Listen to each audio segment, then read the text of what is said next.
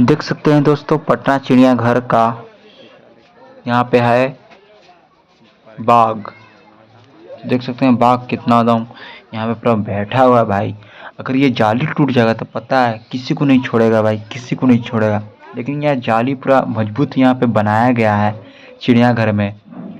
ये पटना के चिड़ियाघर है।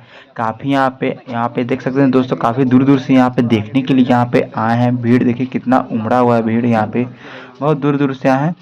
यहाँ पे टिकट लगेगा आपको 50 रुपये टिकट लगेगा, और बड़े लोग का लगेगा 100 रुपये टिकट। और बाहर से आते हैं तो उनका कुछ ज़्यादा प्राइस लगता है टिकट का, और बच्चे लोग का 20 रुपये 25 रुपये टिकट लगता है। तो दोस्तों देर ना करें, अभी जनवरी में घूमने आए यहाँ पे, ठंड के दिन में घूमने ज़रूर आए यहाँ पे पटना चिड़ियाघर में। आगे चलते हैं दोस्त। तो कैसा लगा वीडियो? अगर वीडियो पसंद है तो हमारे चैनल को सब्सक्राइब कर दे। इसके बाद मैं पार्ट 2 वीडियो आपको दिखाऊंगा। बाय।